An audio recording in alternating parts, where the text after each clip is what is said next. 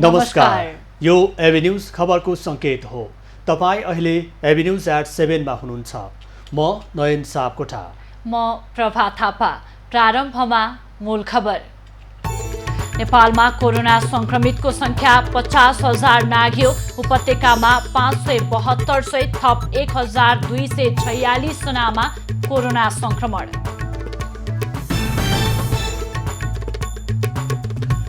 नेपालमा कोरोना निको हुने दर बढ्दो। आज 1,818 जना कोरोना मुक्त। निको हुनेको संख्या 35,700। निषेधाज्ञा खुकुलो भएसँगै काठमाडौँ उपत्यकामा चहल पहल बढ्यो। उपत्यका छिर्न र बाहिरिन भने थप कडाई। क्वारेन्टिनमा बस्नुपर्ने व्यवस्था गरेको छ। एसिड आक्रमण गर्नेलाई कडा कारवाही गर्न अध्यादेश ल्याइँदै प्रधानमन्त्री भन्छन् एसिड पीडितको सम्पूर्ण जिम्मा सरकारले लिन्छ।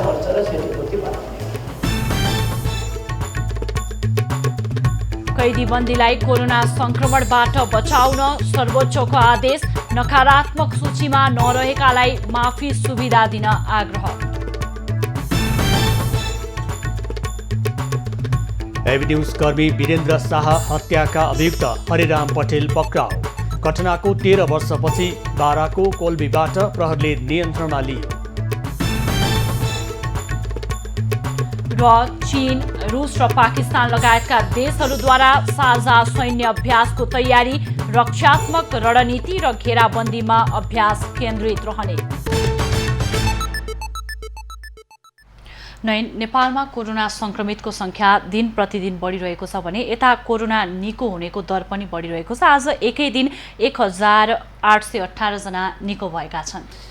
संक्रमण दर बढिरहँदाखेरि निको हुनेको संख्या बढ्नु खुसीको कुरा हो र सरकारले आजबाट व्यापार व्यवसाय र सवारीमा जोर बिजोर प्रणाली लागू भइसके पछाडि केही जनजीवन सहज भए तापनि यसले जोखिम बढाउने नै छ र यसप्रति सतर्क हुनुपर्छ। अब खबरको सिलसिला प्रारम्भ गरौँ कोरोना संक्रमण सम्बन्धी प्रसङ्गबाट। नेपालमा पछिल्लो 24 घण्टामा थप 1,246 जनामा कोरोना भाइरस संक्रमण पुष्टि भएको छ। 11,184 PCR परीक्षण गर्दा 402 महिला र 844 पुरुषमा संक्रमण पुष्टि भएको हो। यो सँगै नेपालमा कोरोना संक्रमित हुनेको संख्या 50,465 पुगेको छ। काठमाडौँ उपत्यकामा थप 572 जनामा संक्रमण पुष्टि भएको छ। काठमाडौँमा 495, भक्तपुरमा 34 र ललितपुरमा 43 जना संक्रमित थपिएका हुन्। त्यस्तै पछिल्लो 24 घण्टामा बढी संक्रमित थपिएकामा बाँकेमा 70, कपिलवस्तुमा 44, नवलपरासीमा 37, सर्लाहीमा 42, काभ्रेमा 36, रूपन्देहीमा 51, मकवानपुर र सप्तरीमा 35 जना रहेका छन्। त्यस्तै पाल्पामा 29, धनुषामा 27, सुनसरीमा 23, सङ्खुवासभामा 22, कास्कीमा 21 जना संक्रमित थपिएका छन्। अहिले देशभरका आइसोलेसनमा 14,448 जना रहेका छन्। तीमध्ये 6,438 होम आइसोलेसन र 8,010 संस्थागत आइसोलेसनमा छन्। पछिल्लो 24 घण्टामा 1,808 जना संक्रमित डिस्चार्ज भएका छन्। यो सँगै कोरोना मुक्त हुनेको संख्या 35,700 पुगेको छ। देशभर क्वारेन्टिनमा 5,806 जना रहेका छन्। कोरोना भाइरस संक्रमण पहिचानका लागि हालसम्म 8,10,485 PCR परीक्षण गरिएको छ। पछिल्लो 24 घण्टामा थप 5 जनाको संक्रमणबाट मृत्यु भएको छ। मृत्यु हुनेमा 1 महिला र 4 जना पुरुष छन्। काठमाडौँमा 1 जना महिलाको मृत्यु भएको छ। त्यस्तै चितवन, कपिलवस्तु र काठमाडौँमा 1 जना पुरुषको मृत्यु भएको छ। यो सँगै कोरोनाबाट मृत्यु हुनेको संख्या 317 पुगेको छ। स्वास्थ्य मन्त्रालयका अनुसार देशभर 165 जनाको आइसियुमा र 21 जनाको भेन्टिलेटरमा उपचार भइरहेको छ। सोलुखुम्बु, मनाङ, मुस्ताङ, डोल्पा, म्याग्दी, मुगु र हुम्लागढी 6 जिल्ला कोरोना भाइरस संक्रमण मुक्त रहेका छन्। यसैगरी सुनसरी, सर्लाही, काठमाडौँ, चितवन र रूपन्देहीमा 500 भन्दा बढी सक्रिय संक्रमित रहेका छन्। काठमाडौँ उपत्यका प्रवेश गर्ने व्यक्तिले अनिवार्य 14 दिन क्वारेन्टिनमा बस्नुपर्ने भएको छ। स्वास्थ्य तथा जनसङ्ख्या मन्त्रालयका प्रवक्ता डाक्टर जागेश्वर गौतमले काठमाडौँ प्रवेश गरेपछि 14 दिन होम क्वारेन्टिन वा आफ्नै खर्चमा बस्नुपर्ने जानकारी गराएका हुन्। उनले यो नियम काठमाडौँ प्रवेश गर्ने र यहाँबाट बाहिरी जिल्लामा जानेहरूको हकमा पनि लागू हुने बताए। एक जिल्लाबाट अर्को जिल्ला जाँदा र काठमाडौँ उपत्यकाभित्र वा उपत्यकाबाट बाहिर जाँदा आफ्नै घरमा वा आफ्नै खर्चमा 14 दिन अनिवार्य क्वारेन्टिनमा बस्नुपर्ने व्यवस्था गरेको छ। 14 दिन क्वारेन्टिनमा बसेपछि कुनै पनि लक्षण नदेखिएमा परीक्षणको आवश्यकता नपर्ने भन्ने व्यवस्थाका लागि पनि सिफारिस गर्ने निर्णय गरिएको छ। यता काठमाडौँ बाहिर जान सम्बन्धित जिल्लाको जिल्ला प्रशासन कार्यालयको अनुमति पत्र र स्थानीय निकायको सिफारिस पत्र पुनः अनिवार्य गरिएको छ। काठमाडौँ जिल्ला प्रशासनका अनुसार काठमाडौँ प्रवेश गर्नका लागि PCR परीक्षण गरी नेगेटिभ आएको रिपोर्ट पेश गर्न भनिएको छ। सर्वोच्च अदालतले कारागारको व्यवस्थापन राम्रो नभएको भन्दै कानुन अनुसार कैदी बन्दीले पाउने विभिन्न सुविधा दिन र कोरोनाको परीक्षण बढाउन सरकारलाई आदेश दिएको छ। त्यस सम्बन्धी परेको रिटमा सुनवाई गर्दै सर्वोच्च अदालतका न्यायाधीश सपना प्रधान मल्ल र प्रकाश कुमार ढुङ्गानाको इजलासले यस्तो आदेश दिएको हो। सामाजिक दूरी राख्न असहज हुने, भिडभाड र बन्द कोठा हुने ठाउँमा कोरोना संक्रमण बढ्न सक्ने भन्दै अदालतले कारागारभित्र PCR परीक्षण बढाउन निर्देशन दिएको हो। सर्वोच्चले सुधारात्मक दण्ड प्रणाली अन्तर्गत वैकल्पिक कारागार प्रणालीको व्यवस्था कानुनमा गरेको 3 वर्ष बितिसक्दा पनि सरकारले कार्यान्वयनको पाइला नचालेको जनाएको छ। त्यस्तै कानुन अनुसार कैद छुट पाउनुपर्ने ज्येष्ठ नागरिकलाई कैद छुटको सुविधा दिन पनि सर्वोच्चले भनेको छ। वर्तमान कानुन लागू हुनुअघि नकारात्मक सूचीमा नरहेका कसुरका कसुरदारलाई माफी मिनाहाको सुविधा उपलब्ध गराउन पनि सर्वोच्चको आदेशमा भनिएको छ। संस्कृति, पर्यटन तथा नागरिक उड्डयन मन्त्री योगेश भट्टराईले अन्तर्राष्ट्रिय उडानको सङ्ख्या थप गर्न लागि बताएका छन्। पर्यटन मन्त्री भट्टराईले कोभिड संक्रमण कम भएका मुलुकबाट PCR नेगेटिभ भएका व्यक्तिलाई ल्याउन एयरलाइन्सहरूबाट माग भएअनुसार नियमित उडानको सङ्ख्या थप्ने समझदारी भएको बताए। PCR नेगेटिभ भएका यात्रु मात्र ल्याउने गरी नियमित उडान भएका मुलुकमा एयरलाइन्सले थप उडान माग गरेमा अथवा कुनै विदेशी कम्पनीले आफ्नै खर्चमा कामदारलाई नेपाल फर्काउन चाहेमा त्यसलाई प्राथमिकतामा राख्दै उडान अनुमति प्रदान गरिने उनले बताए।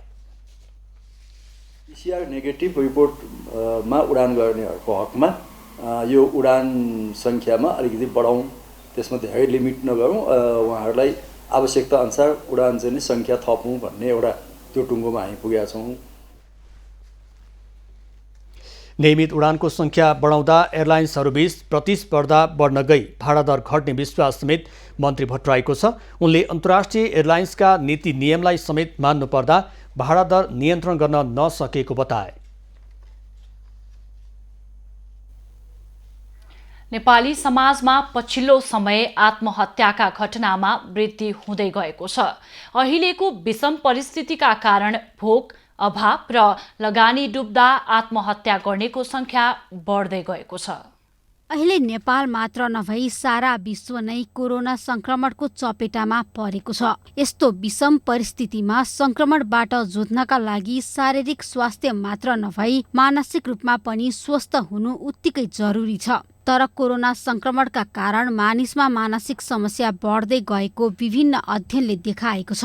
नेपालमा चैत 10 गतेदेखि साउन 4 गतेसम्मको कोरोना नियन्त्रणका लागि गरिएको लकडाउनको समयमा मात्र 2218 जनाले आत्महत्या गरेको तथ्याङ्कले देखाउँछ। तथ्याङ्क केलाउने हो भने पनि गत आर्थिक वर्ष 2075-76 भन्दा यो आर्थिक वर्षमा आत्महत्या गर्ने मानिसको संख्या 9.125 ले बढी छ। कोरोना कालमा मात्र 30% आत्महत्याको घटनामा वृद्धि भएको छ। आत्महत्या गर्नेमा महिलाको तुलनामा पुरुषको संख्या धेरै छ।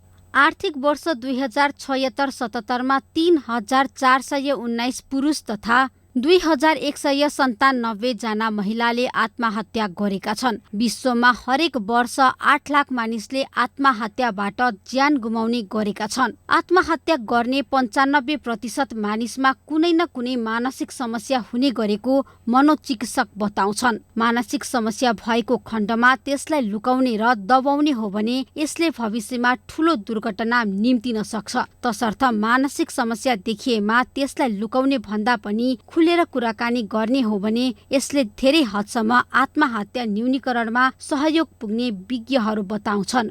एभी न्यूज खबरका लागि त्रिकुडा भट्टराई बस्नेत, काठमाडौँ। प्रधानमन्त्री केपी ओलीले एसिड प्रहार गर्नेलाई कारबाही गर्न अध्यादेश मार्फत तत्काल नयाँ कानून बनाइने बताएका छन्।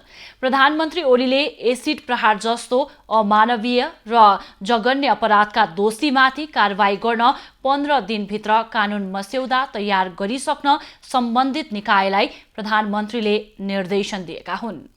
देशभर एसिड आक्रमणका घटनाहरूमा परेका मध्ये 12 जना पीडितहरू सहभागी बिहिबारको विशेष कार्यक्रममा प्रधानमन्त्री ओलीले वीर र शिक्षण अस्पतालमा उपचारको प्रबन्ध मिलाउने, पीडितहरूको सम्पूर्ण खर्च सरकारले बेहोर्ने र नियमित प्रयोग गर्नुपर्ने औषधिको खर्च समेत सरकारले बेहोर्ने घोषणा गरेका हुन्।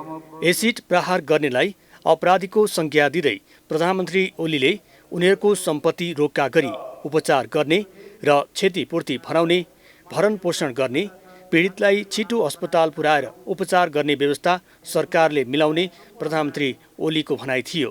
तत्कालबाट सम्पत्तिमा रोक लगाउने र उपचार खर्च र क्षतिपूर्ति भराउने अनि त्यसमा दण्ड भोगाउने, दण्डका निम्ति जरिमाना भोगाउने, यसका निम्ति हामीले उसको सम्पत्ति सिज गर्नका लागि तत्काल रोक्ने जस्ता कामहरू गर्नुपर्छ। अब उपरान्त तपाईँहरू ढुक्क भएको छ। तपाईँहरूको उपचारको अब आगामी दिनमा पनि सरकारले फ्रम द भेरी बिगिनिङ घटना घट्ने बित्तिकैदेखि जहाँ नजिकको हस्पिटलमा पुर्याइन्छ त्यहाँको खर्च होस् अथवा त्यसलाई डेडिकेटेड हस्पिटलमा सिफ्ट गरेर त्यहाँ उपचार गर्दाको खर्च होस्, त्यो सबै सरकारले बेहोर्छ।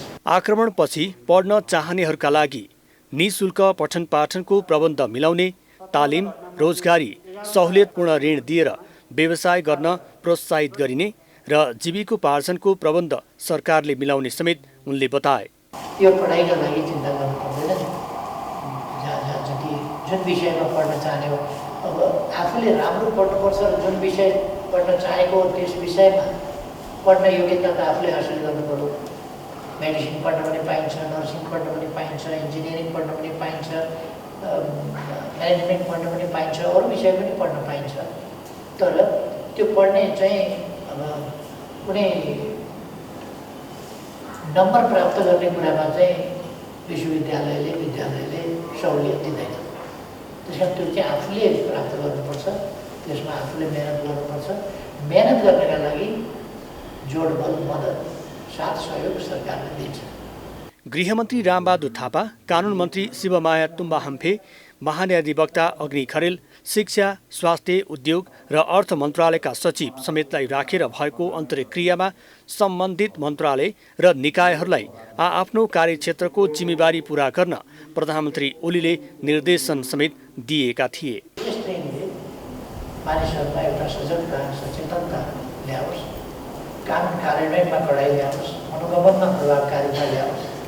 यसका थुप्रै पक्षहरू चाहिँ सही ढङ्गले सकारात्मक ढङ्गले अगाडि बढ्न सक्छन्। प्रधानमन्त्री ओलीले भदौ 25 गतेलाई एसिड आक्रमण विरुद्धको जागरण दिवसका रूपमा मनाउने र सम्भव रहेसम्म सेप्टेम्बर 10लाई एसिड आक्रमण विरुद्धको अन्तर्राष्ट्रिय दिवसको रूपमा प्रस्ताव अघि बढाउने समेत बताए। एभिन्यूज कर्मी वीरेन्द्र शाह हत्याको अभियुक्त हरेराम पटेललाई प्रहरीले बिहिबार पक्राउ गरेको छ। प्रहरी उपरीक्षक कृष्ण पङ्गेनीले पटेल पक्राउको पुष्टि गरेका छन्। उनी हत्याको घटना भएको 13 वर्षपछि बाराको कोल्हवी 4बाट पक्राउ परेका हुन्। पत्रकार शाहको 2064 असोज 18 गते तत्कालीन नेकपा माओवादीका कार्यकर्ताले बाराको पिपरा बजारबाट अपहरण गरी हत्या गरेका थिए। बाराको महागढीमाई नगरपालिका 2 का 47 वर्षीय पटेल तत्कालीन माओवादीका वैश्यल इन्चार्ज थिए।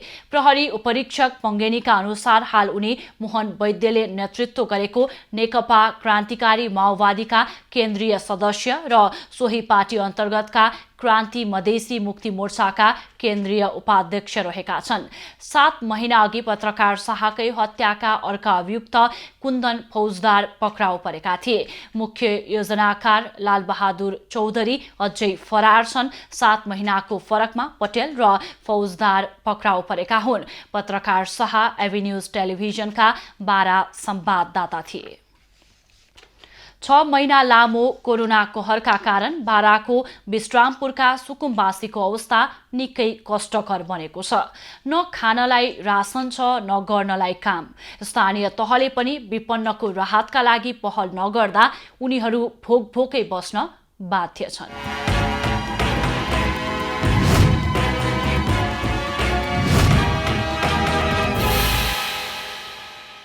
बाराको विश्रामपुर गाउँपालिका वडा नम्बर 3 की हृदय देवी यादवको मात्र होइन, छिमेकीको घरमा पनि खाद्यान्न सकिएको छ। पसलबाट सधैँ उधारो ल्याउन असजिलो हुने भएपछि यादवलाई चुलो बाल्ने चिन्ता छ। कमाई गर्न निषेधाज्ञाका कारण कहीँ जान सक्ने अवस्था छैन।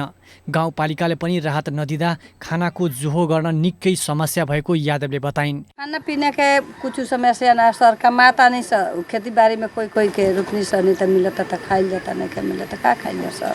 गाँव वाली से कुछ ना मिले, कुछ नहीं के मिले। यादवलाई जस्तै गाउँकी निर्जा देवीको पीडा पनि उस्तै छ।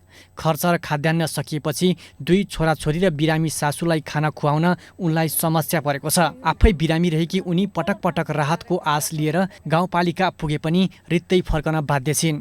काम धन्दा चल्दा रहने के न तोर तरकारी में सब चीज में ऊपर बोले जाए दूध बनाए। गाउँका प्राय सुकुम्बासीहरूको हालत यस्तै छ। लकडाउन अघि गाउँका विकास निर्माणका काम गर्दै ज्यालाबाट आएको कमाइले छोराछोरी र परिवारलाई खाना दिने काम भएमा अहिले समस्या भएको छ। गरिब र धनी भन्नलाई त्यसले छुट्याइरहेछ। गरिब मान्छेहरूलाई अब के कसैको घरमा पानी पस्यो त्यहाँ भन्न गयो भने कानले सुन्दैन। म के गरौँ कसो गरौँ मलाई थाहा छैन के त्यस्तो भन्छ। तिमीहरूलाई जहाँ खोज्नु त्यहाँ गएर खोज, मलाई मतलब छैन भन्छ। घरमा भएको रासन चैतमा सकियो। गाउँपालिकाले एकचोटि दिएको राहत चैतमा सकियो, फेरि कहिल्यै राहत नै दिएन। लकडाउन हुँदा सुकुम्बासी परिवार समस्यामा परेका छन्। विश्रामपुर गाउँपालिका भर 425 विपन्न परिवार भए पनि तत्काल राहतको योजना नभएको अध्यक्ष अमिरलाल राउतले बताए। हाम्रो गाउँपालिका लगभग हाम्रो 20 टोलाको 21 टोलाको गाउँपालिका टोलाको वार्ड हो। यो पनि गाउँपालिका हो। अब सबै अब हर वार्डमा हर टोलमा तपाईँको यस बेलामा 10 जना 20 जनाले एकदम विपन्न परिवार गरिब छ। तर पनि हामी सोचेर पनि अहिले दिन सकिरहेको छैन। विश्रामपुर गाउँपालिकामा रहेको सुकुम्बासीहरूमध्ये करिब 25 घरको चुलो निभिसकेको छ। दैनिक मजदुरी गरेर छाक टार्ने र वर्षेनी भारत गई कमाई गरी ल्याएको पैसाले खाद्यान्न र लत्ता कपडा खरिद गर्ने सुकुम्बासी र दलित समुदाय सबैभन्दा बढी मारमा परेका छन्। अर्कोतर्फ प्रदेश सरकारले दिएको 15 लाख रुपैयाँ कार्यविधि मिच्दै गाउँपालिकाले मनोमानी ढङ्गले खर्च गरिसकेका छन्। इन्दीप कोइराला, बारा।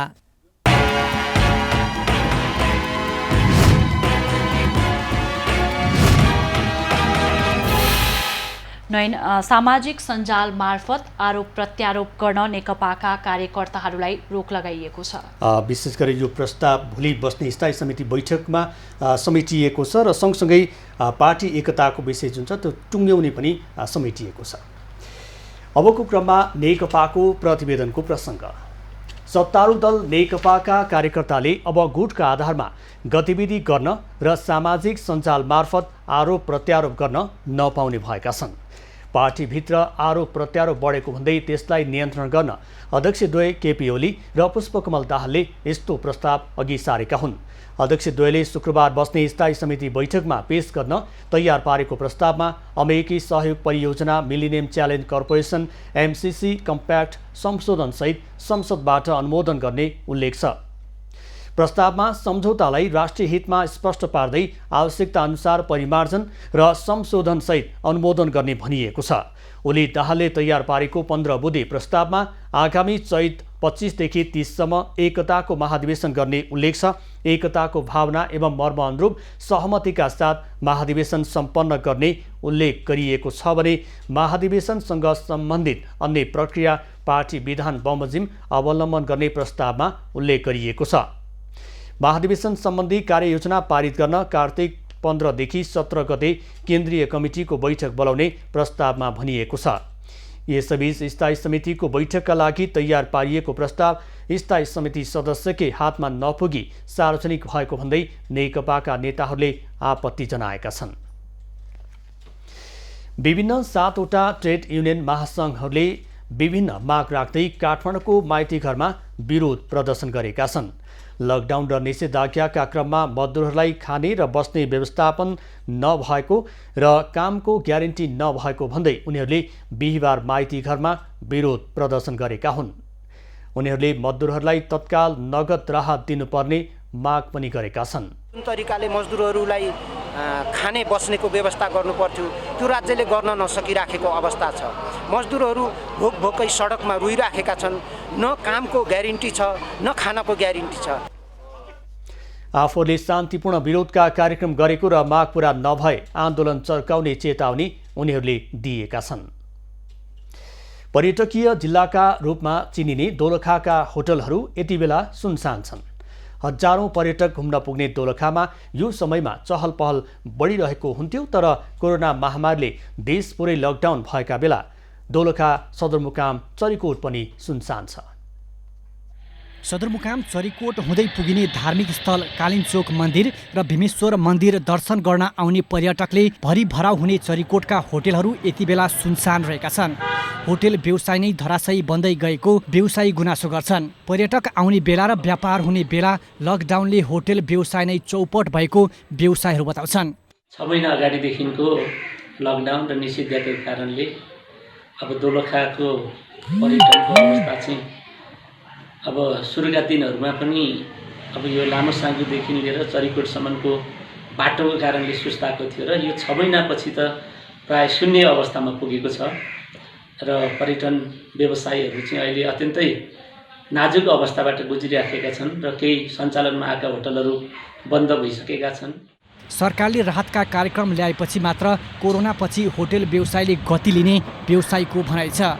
लकडाउनले करोडौं लगानी गरेका होटेल व्यवसायी चरिकोटमा ठप्प छ। बैंकले किस्ता तिर्न पटक पटक फोन गर्ने गरेको उनीहरूको गुनासो छ। अहिले हाम्रो चाहिँ यो बन्दाले गर्दाखेरि लकडाउनले गर्दाखेरि होटल व्यवसायलाई चाहिँ एकदमै धेरै ठुलो समस्या परेको छ।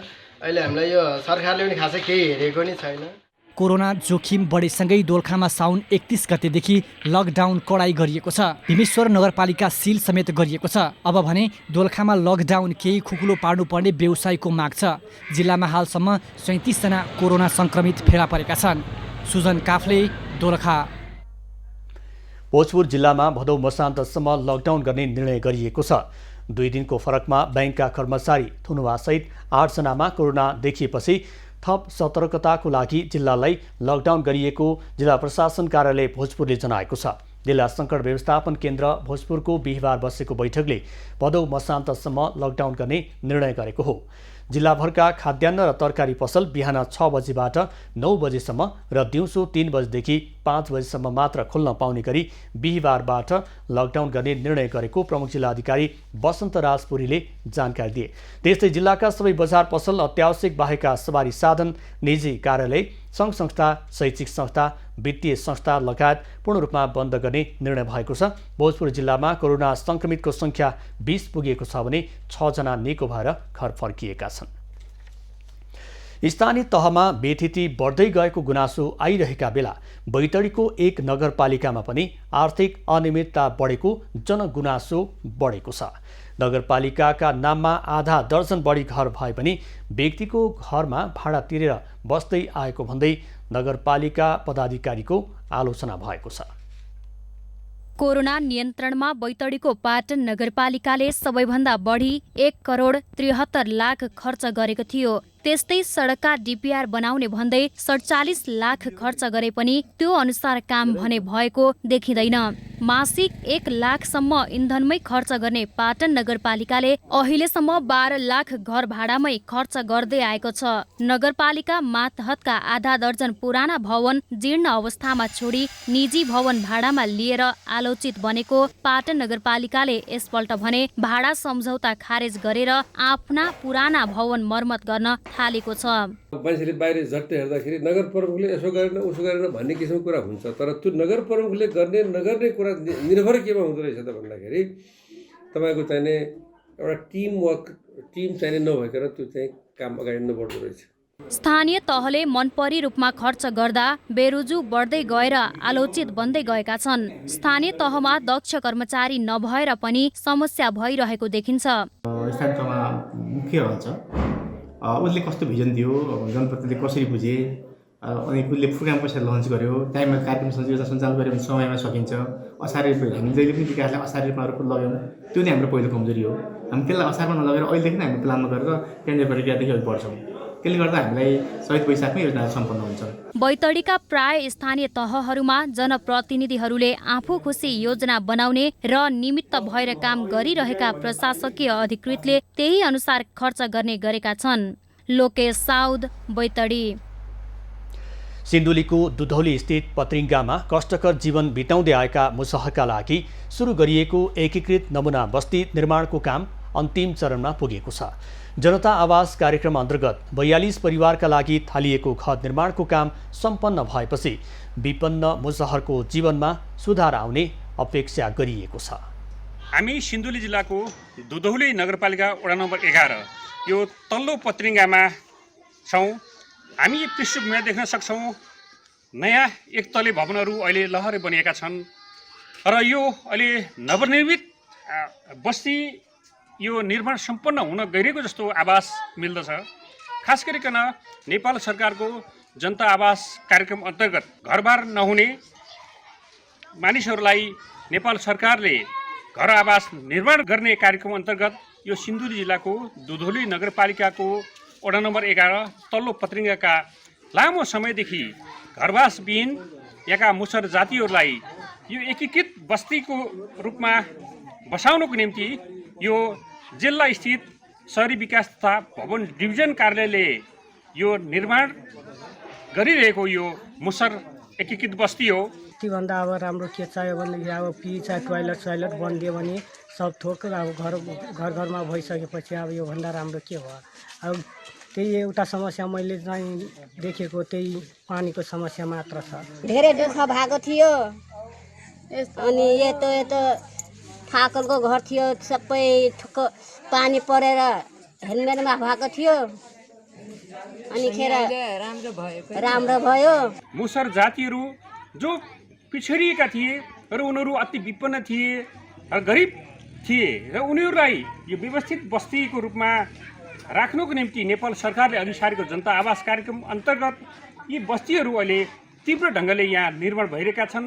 शहरी विकास तथा भवन डिभिजन कार्यालयले करिब 1,41,00,000 लागतमा यो छिटोभन्दा छिटो यो योजनालाई सम्पन्न गरेर मुसहर जातिहरूलाई यो हस्तान्तरण गर्ने कार्यक्रम छ। यहाँका लाभग्राही मुसहरहरूलाई असोज 3 गते संविधान दिवसको अवसरमा यसको साँचो हस्तान्तरण गर्न सकिन्छ कि त्यसको तयारीमा हामी लागिरहेका छौँ।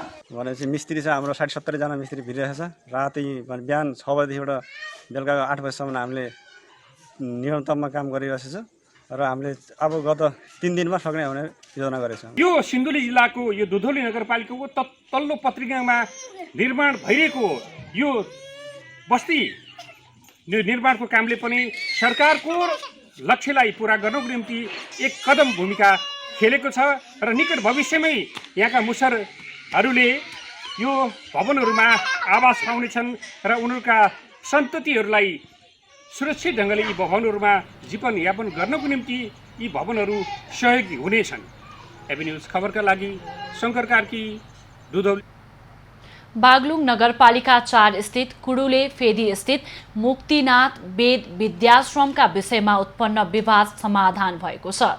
जिल्ला प्रशासन कार्यालयको पहलमा भएको छलफलमा वेद विद्याश्रम दलित सङ्घर्ष समिति बीच प्रचलित कानुन अनुसार विद्यालय सञ्चालन गर्ने सहमति जुटेको हो।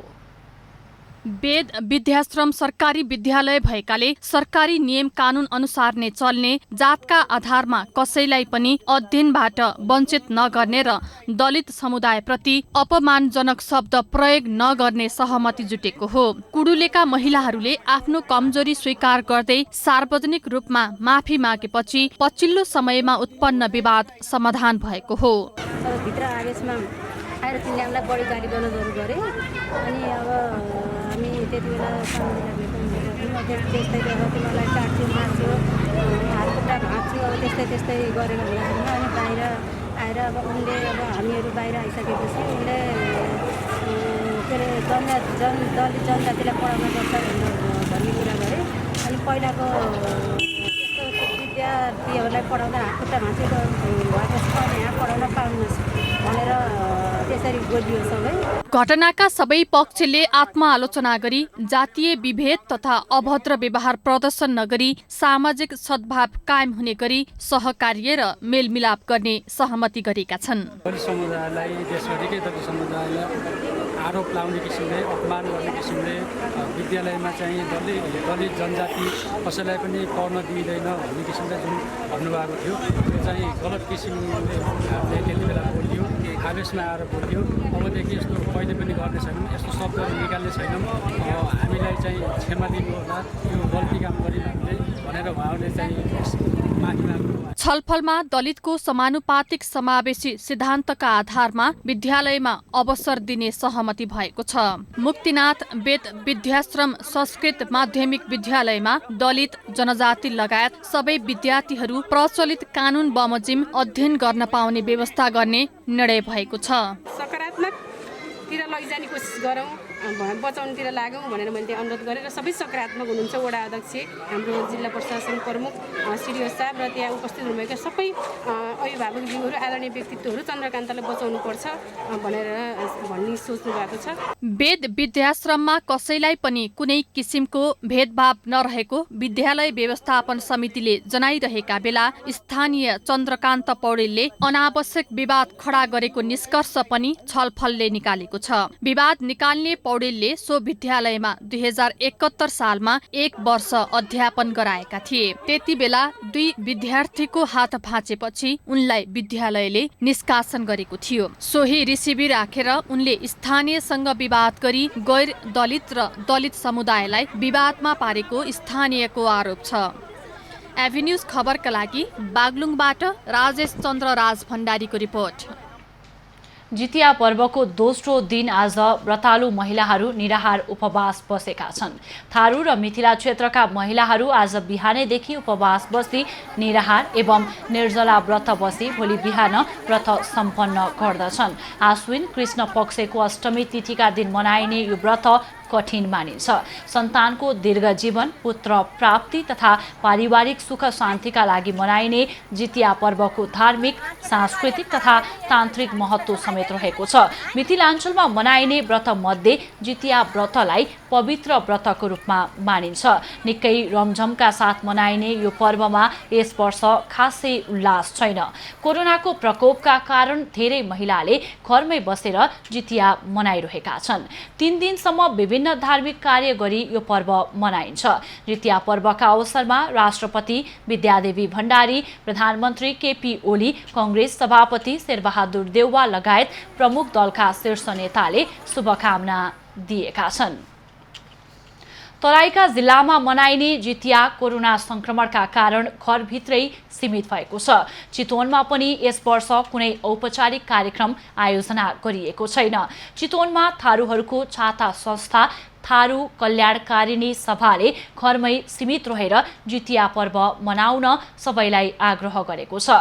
थारू कल्याणकारी सभाले बनाएको चाडपर्व कार्यविधि अनुसार नै थारू समुदायका दिदीबहिनीहरू आफ्नै घरमा बसेर जितिया पर्व मनाउन थालेको थारू कल्याणकारिणी सभा चितवनका सभापति ललित कुमार चौधरीले जानकारी दिए। चितवनसहित थारू बाहुल्य तराईका 22 जिल्लाभन्दा बढीका थारू महिलाहरूले जितिया पर्व मनाइरहेका छन्। आज थारू समुदायका महिलाहरू बिहानैदेखि घरमै जितिया पर्व मनाउन थालेका छन्।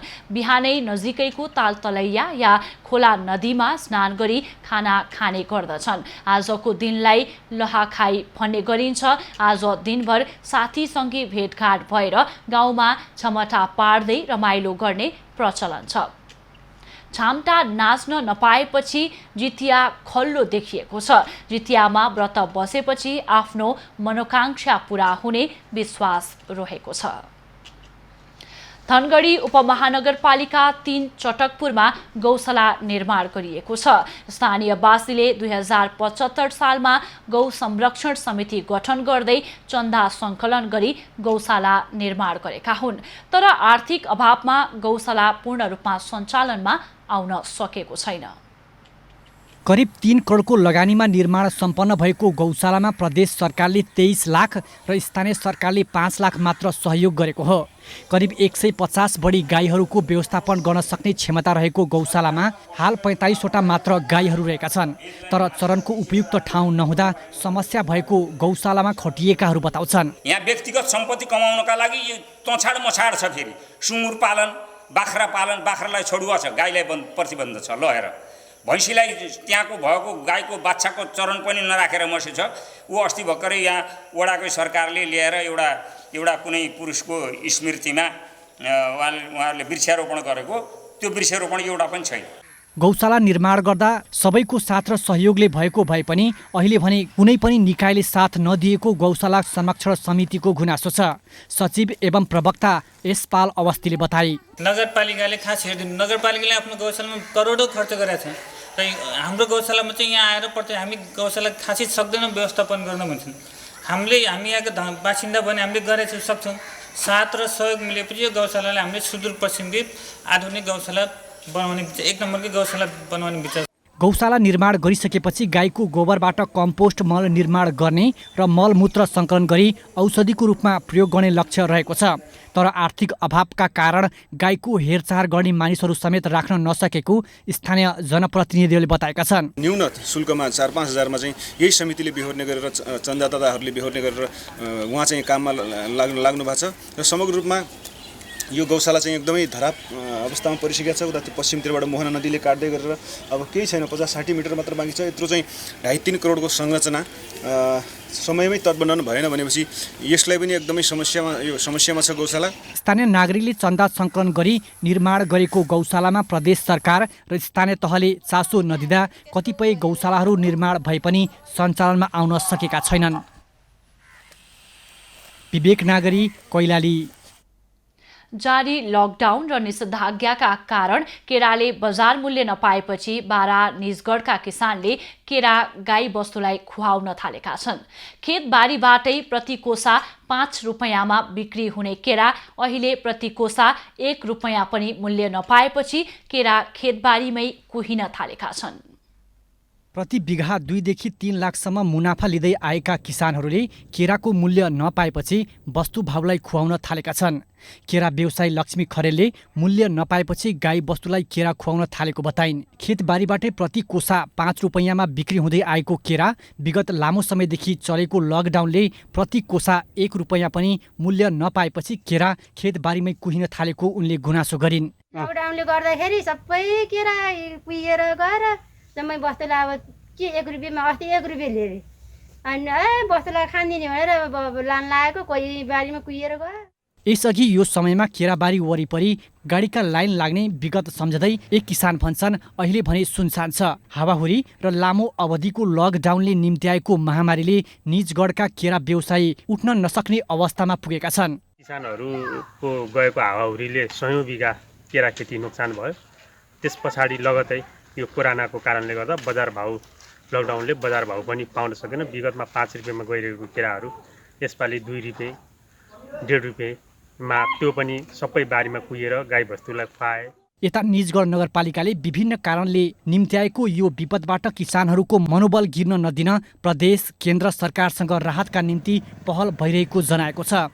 गर्ने भनेको स्थानीय सरकारले गर्ने भनेको उहाँहरूलाई दिने सुविधाहरूमा नेपाल सरकार, सङ्घ सरकार, प्रदेश सरकारलाई घचघचाउने काम र हामी स्थानीय तहबाट पनि उहाँहरूलाई सुविधा के दिन सक्छौँ र चाहिँ मतलब चाहिँ निरन्तर उहाँहरू किसानमा के अरे केरा खेतीप्रति चाहिँ आकर्षित हुन्छ भन्ने हामी लागिरहेको अवस्था छ। चिनी मिलले समस्यामा भुक्तानी नदिएपछि पछिल्लो समय उखु किसान केरा खेतीतर्फ आकर्षित भएका छन्।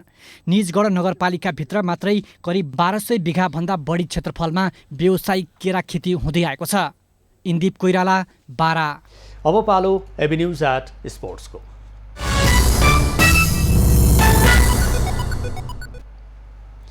स्वास्थ्य मापदण्ड अपनाउँदै युरोपियन राष्ट्रहरू फुटबल गतिविधिमा फर्किएका छन्। केहीले नयाँ सृजन सुरु गरिसकेका छन् भने केहीले तयारीलाई तीव्रता दिइरहेका छन्। तर नेपालमा भने फुटबल भर्चुअलमा खुम्चिँदैछ। कोरोना महामारीको प्रकोप नदेखिएको भए यति बेला राष्ट्रिय टोली कतार विश्वकप छनौटका लागि अभ्यासमा हुन्थ्यो। त्यसका लागि एन्फाले खेलाडीलाई भेला समेत पारेको थियो। तर विश्वकप छनौट खेल स्थगित भएपछि काठमाडौँ आएका खेलाडी निराश हुँदै घर फर्किए। त्यसपछि अहिले एन्फा प्रशिक्षक र फुटबल पदाधिकारी बीच अनलाइन बैठकमा सीमित भएको छ।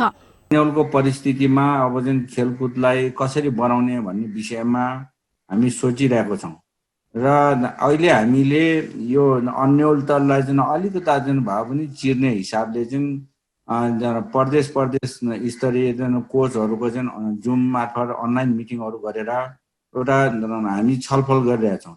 खेलाडी फुटबलमा फर्किन आतुर छन्। तर सरकारले लगाएको अंकुश र महामारीले गर्दा एन्फा आफै अन्योलमा छ। सरकारबाट अनुमति पाए WHO र फिफा गाइडलाइनलाई पूरा गर्दै प्रतियोगितामा फर्कन सक्ने एन्फाको दाबी छ। प्रशिक्षण अब सकेसम्म अब चाहिँ स्थानीय सरकार स्थानीय के अरे प्रशासनले चाहिँ हामीलाई चाहिँ यदि छुट दियो खण्डमा हामी भौतिक रूपमै उपस्थिति भएर त्यो पनि हामी चाहिँ WHO को चाहिँ गाइडलाइनलाई चाहिँ फलो गरेर र फिफाको पनि जुन मेडिकल गाइडलाइन छ त्यसलाई चाहिँ फलो गरेर चाहिँ हामी ट्रेनिङको कार्यक्रमहरू सञ्चालन गर्ने भनेर चाहिँ हामी लागेछौँ। युरोपमा कोरोना कहरकै बीच फुटबल सहित खेलकुद गतिविधि सञ्चालनमा आइसक्दा छिमेकी देशहरूमा समेत WHO को प्रोटोकल अनुसार खेलकुद गतिविधि अघि बढ्न खोज्दैछन्। तर नेपालमा भने खेलाडी घरेलु अभ्यासमा सीमित छन्। खेलकुदका जिम्मेवार निकायले कोरोना कहरको कारण देखाउँदै विकल्पको बाटो नदेखाउने हो भने प्रतियोगितामा सहभागी हुने खेलाडीलाई फिटनेसको समस्या अवश्य देखिनेछ। त्यसको असर नतिजामा पर्नेछ। अब पालो एभिन्यूज एट मौसमको। एभिन्यूज एट मौसमको साथमा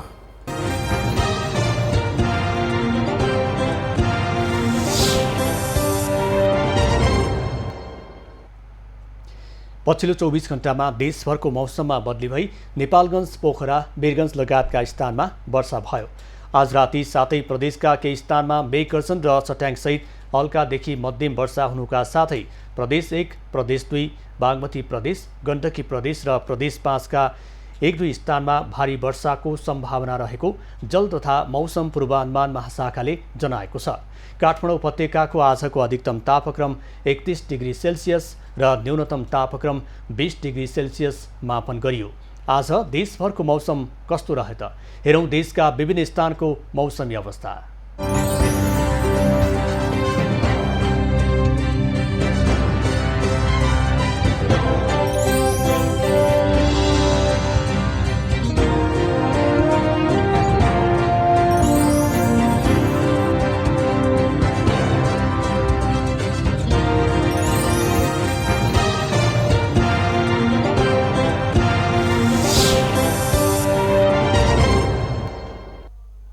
अहिलेलाई खबरको क्रम यति नै।